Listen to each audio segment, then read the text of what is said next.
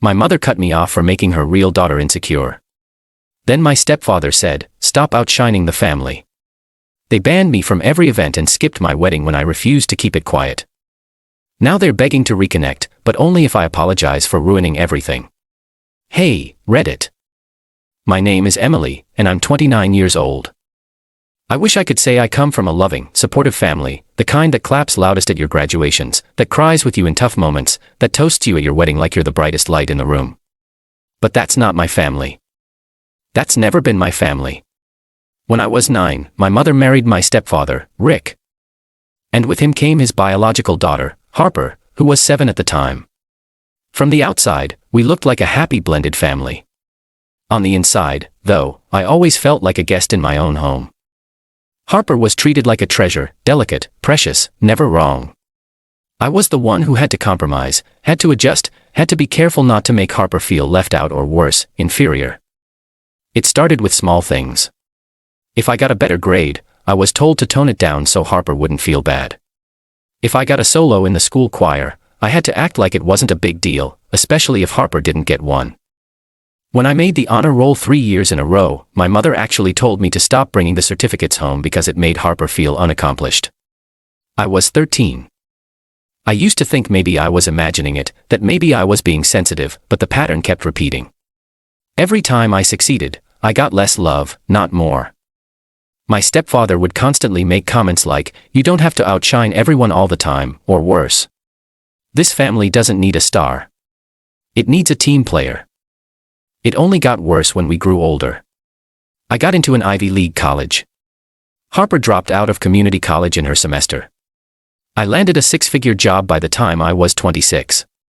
Harper was still living at home, floating between temp jobs.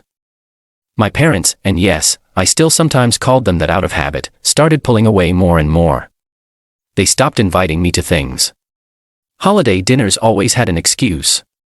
Family reunions would somehow slip their minds. When I asked about it, my mom once said, "We just didn't want Harper to feel like she's not doing enough."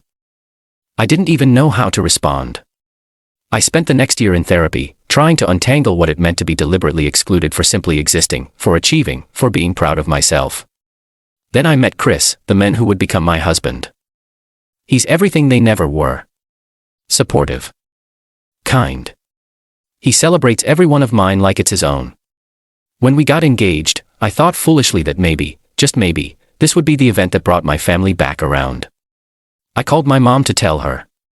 Her words weren't congratulations. She said, "Just make sure Harper doesn't feel left out." I laughed. I didn't mean to. It just slipped out. I asked, how would she be left out of my engagement? The line went quiet. Then she said, "You always have to make everything about you. You never think about anyone else's feelings."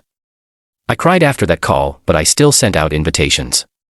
I still held out hope. I even gave Harper a role as a bridesmaid against Chris's advice.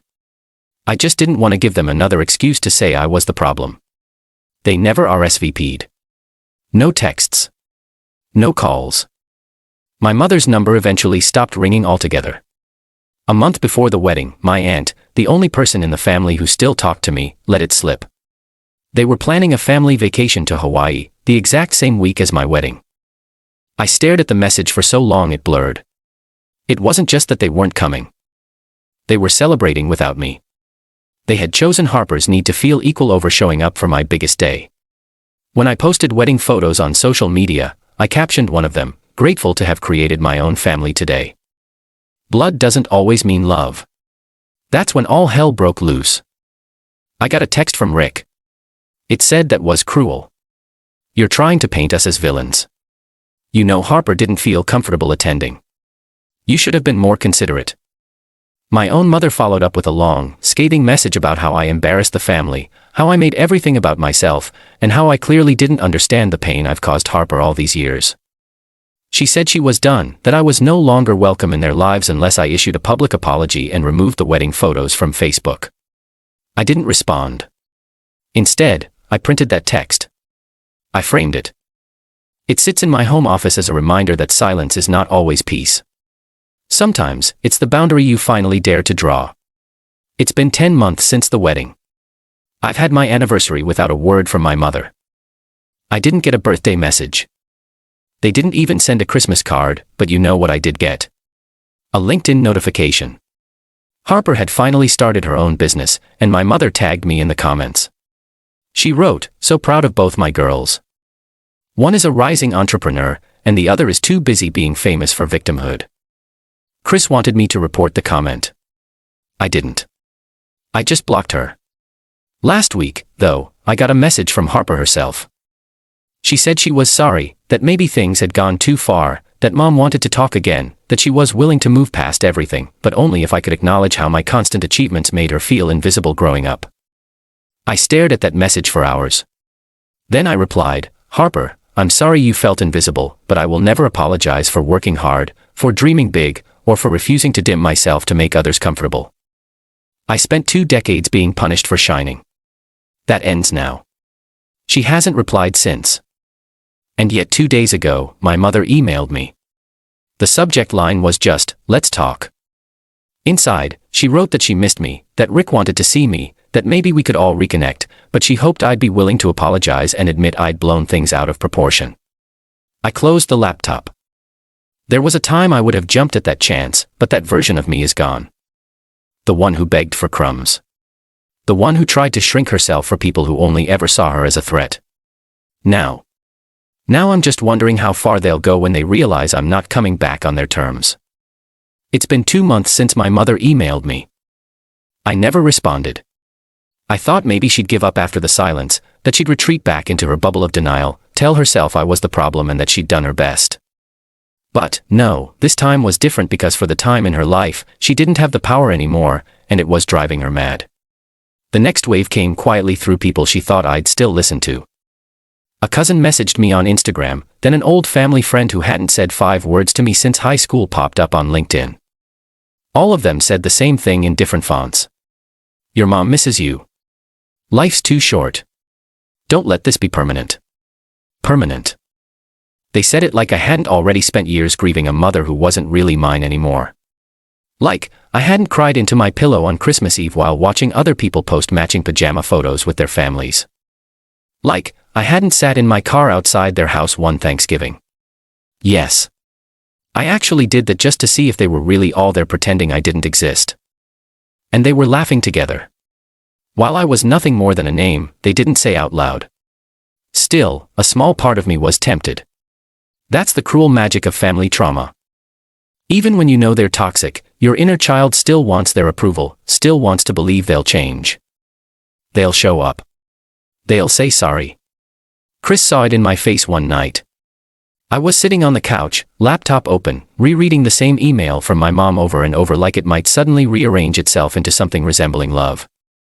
He didn't push, just brought me a cup of tea, sat beside me, and gently said, "You don't owe anyone your silence just because they're family." That's when I realized something I hadn't admitted before. I wasn't waiting to forgive them. I was waiting for them to be different people. For once, just once, to act like they saw me, valued me, loved me without conditions. And they weren't going to. Not now. Not ever. But I wanted closure. Not for them. For me.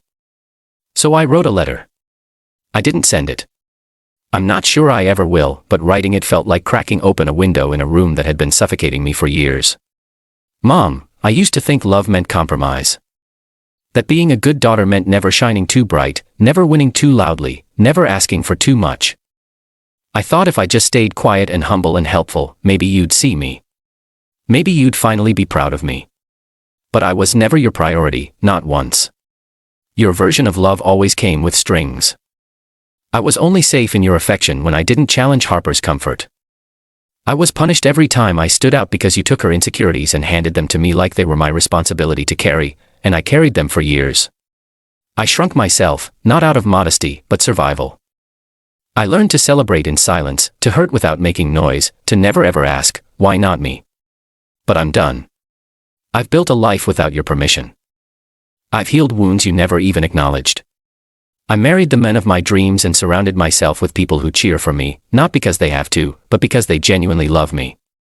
I won't erase that just to be accepted again, not if acceptance requires me to pretend your betrayal didn't nearly break me. So if you're looking for an apology, here's the only one you'll get. I'm sorry I waited this long to choose myself. Goodbye. Writing that broke something open in me, a quiet kind of freedom, the kind that doesn't need to be shouted or posted about or proven. The kind that just is like breathing. Since then, everything feels different. Lighter. Chris and I hosted our Thanksgiving in our home. We invited friends, a few co-workers, and some people who don't have family nearby. We set the table with mismatched chairs and second-hand plates, and it was one of the warmest nights of my life. There was laughter, spilled wine, someone burned the stuffing, and no one cared. It felt safe, like love, finally unfiltered. We even made a new tradition, a no apologies toast. Everyone had to raise their glass and celebrate something they'd done that they were proud of without minimizing it or explaining it away. No self-deprecating humor. No deflecting. Just owning your success. One of my friends cried during hers, and for once so did I. Because I realized I had finally created the family I always wished I'd been born into. A few weeks ago, I got another email, this time from Rick. Short and awkward. We miss you. We were wrong to miss your wedding. Harper is doing better now. Maybe we can meet and talk. It sat unread in my inbox for a week before I finally opened it. Not because I was afraid, but because it no longer held power over me. I read it. I deleted it. I felt nothing. I'm not angry anymore. I'm not seeking revenge. I don't want them to hurt like I did, though a younger version of me did. Now, I just want space. Peace. And to never again be guilt into dimming my light for the comfort of people who only ever loved me in pieces. I don't know if they'll ever really understand what they did. Maybe they'll keep spinning their story about the ungrateful daughter who cut them off after a wedding. Maybe they'll tell people I've changed, that I got arrogant, that I think I'm too good for them now. Let them. I didn't cut them off. I just stopped chasing love where there was only obligation.